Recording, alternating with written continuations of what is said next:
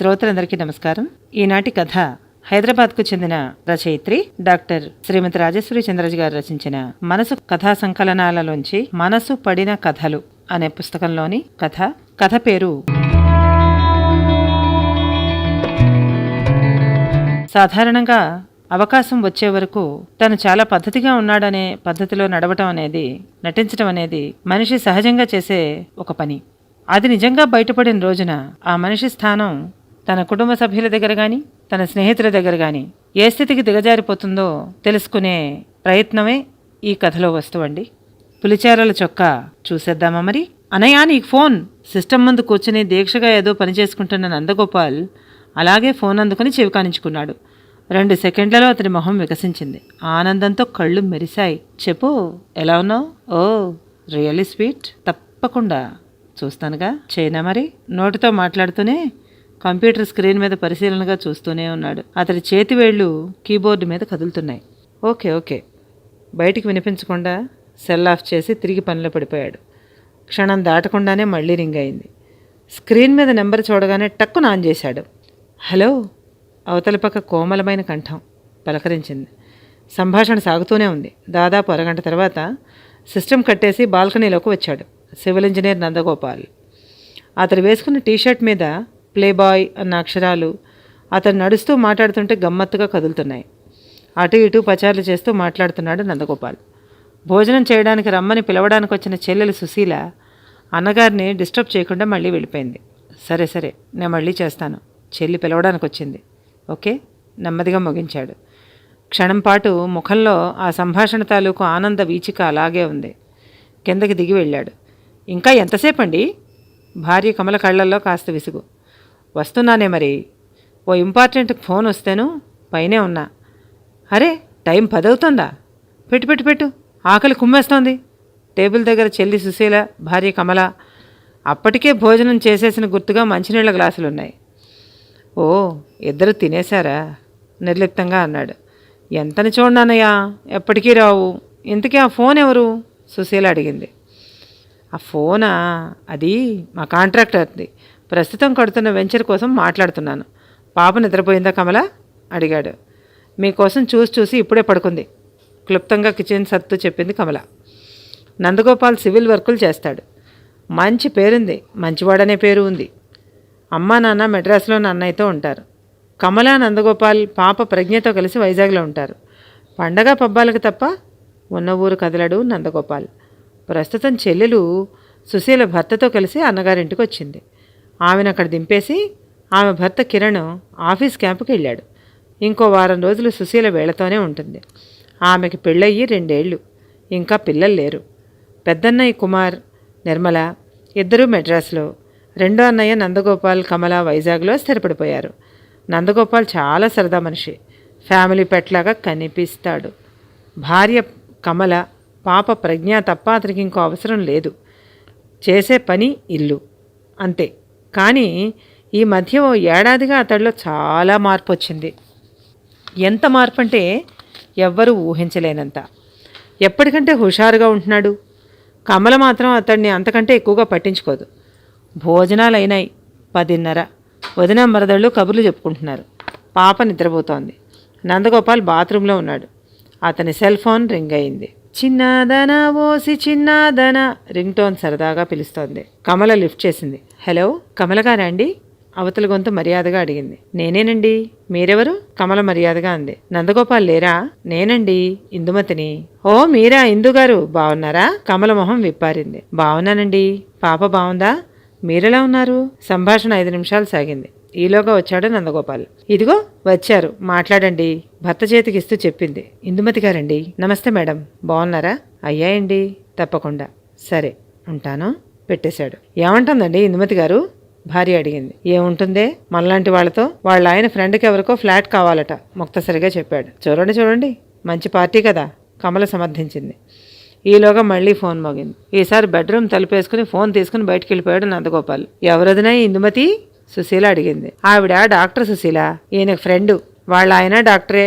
ఏదో సైట్ విషయంగా పరిచయం. చాలా స్నేహంగా ఉంటుంది ఆవిడ. ఎంత మంచిదో చెప్పింది. ఆ పైన ఏవో మిగతా విషయాలు మాట్లాడుకున్నారు. రాత్రి కరుగుతోంది. 11:40. భర్త కోసం చూసి నిద్రలోకి జారుకుంది కమల. 12 దాటుతుండగా నెమ్మదిగా వచ్చి పక్కన పడుకున్నాడు నందగోపాల్. అతడి తల పక్కనే సెల్ ఫోన్. ఎన్నో విషయాలను దాచుకున్న ప్రియదర్శినిలాగా సైలెంట్గా ఉంది. నిద్రలో కూడా చూడచక్కని నందగోపాల్ మీసకట్టు చిన్న చిరునవ్వుతో మెరుస్తోంది. ఏం కలలు కంటున్నాడో, లేక ఎవరి కళల్లో అతనున్నాడో మరి. టైం 11 అవుతోంది. విశాఖ నగరం హడావుడి హంగులతో పరుగులు తీస్తోంది. బీచ్ రోడ్లో సీవ్యూ అపార్ట్మెంట్లో ఒక విశాలమైన అపార్ట్మెంట్లో నడుస్తోంది నందగోపాల్ ఆఫీసు. స్టాఫ్ అంతా వచ్చేశారు. ఎవరి పనుల్లో వారున్నారు. నందగోపాల్ సైట్లోకి వెళ్ళాడు. బయట ఎండ తీవ్రంగా ఉంది. చెమట ధారాపాతంగా కడుతోంది. బీచ్ రోడ్లో పెద్దగా జనాలు లేరు. సముద్రం నుంచి వేడి గాలి, ఉప్పు చేపల వాసన కలుపుకుంటూ వీస్తోంది. ఒక్కబోత అయితే చాలా ఎక్కువగా ఉంది. ఓ 7 అంతస్తుల అపార్ట్మెంట్ కట్టడం పనిలో బిజీగా ఉన్నాడు నందగోపాల్. కాంట్రాక్టర్ కృష్ణతో మాట్లాడుతున్నాడు. మాటి మాటికి రుమాలతో తుడుచుకుంటున్నాడు.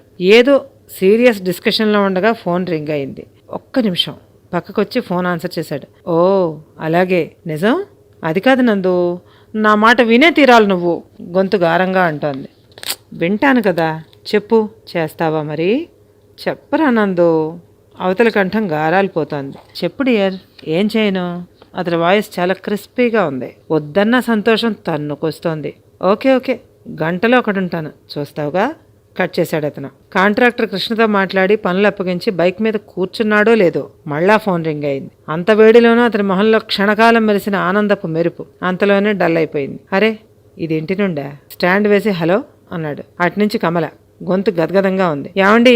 బోర్ నేడ్చేసింది. అదిరిపోయాడు అతను. ఏమైంది కమల? వాట్ హ్యాపెండ్ అన్నాడు గాభరాగా. మన ప్రజ్ఞ స్కూల్లో వామిటింగ్ చేసుకుందట, బ్లడ్ కూడా పడిందట, వెక్కుతోంది. అదిరిపోయాడు నందగోపాల్. ఎక్కడున్నావే అడిగాడు. వస్తున్నా. మాటతో పాటే బైక్ కమల్ చెప్పిన అడ్రస్ కేసు దూసుకుపోయింది. తన బేబీకేం కాలేదుగా? అసలు ఎందుకు పడిపోయింది? తన ప్రెట్టి డాక్టర్కి ఏమైంది? దేవుడా, ఏ ప్రాబ్లం కాకూడదు మనసులోనే ప్రార్థిస్తూ బండి నడుపుతున్నాడు.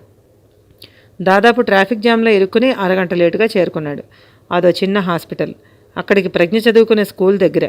ఏ అవసరం వచ్చినా మేనేజ్మెంట్కి ఆ హాస్పిటలే ఫస్ట్ ఎయిడ్కి పిలుస్తారు. ఆ తర్వాత అవసరాన్ని బట్టి పెద్ద హాస్పిటల్కి పంపుతారు. ఇదంతా పేరెంట్స్ అటెండ్ చేస్తారు. హాస్పిటల్ గుమ్మల్లోనే బుక్కమహాలు వేసుకుని ఎదురయ్యారు కమల, సుశీల. నందగోపాల్ని చూస్తూనే సుడిగాలిలా వచ్చి చుట్టేసింది భార్య కమల. ఏడ్చి ఏడ్చి కళ్ళు ఎర్రగా ఉన్నాయి. ఏమైందే? పాపకి ఎలా ఉంది? తన గొంతు తనకే చాలా చిత్రంగా వినిపించింది. ఈలోగా డ్యూటీ డాక్టర్ వచ్చింది. ప్రజ్ఞ ఫాదర్ మీరేనా? ఒకసారి లోపలికి రండి. గదిలోకి తీసుకెళ్ళింది.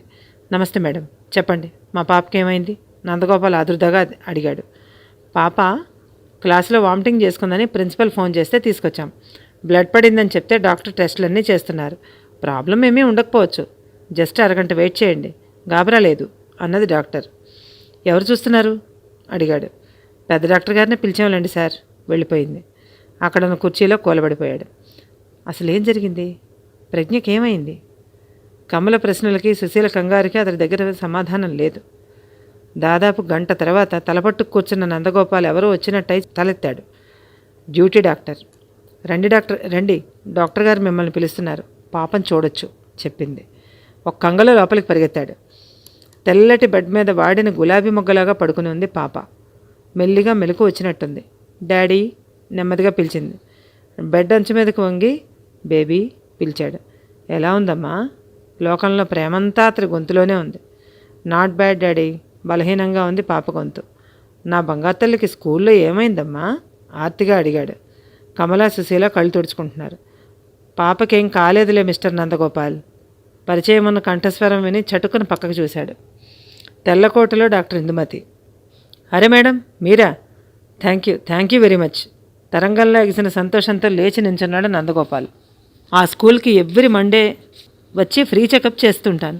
ఇవాళ లక్కీగా నేనే ఉన్నాను, అందుకే పాపను అటెండ్ చేయగలిగాను అన్నది ఇందుమతి. ఆమె ముఖంలో నిర్మలమైన నవ్వు. కమల చెప్పును ముందుకొచ్చి థ్యాంక్స్ మేడం గారు ఇందుమతి చేతులు పట్టుకొని చెప్పింది. అయ్యో, అదేం పర్వాలేదు కమల, నందు చాలా టెన్షన్లో ఉన్నాడు. Don't worry.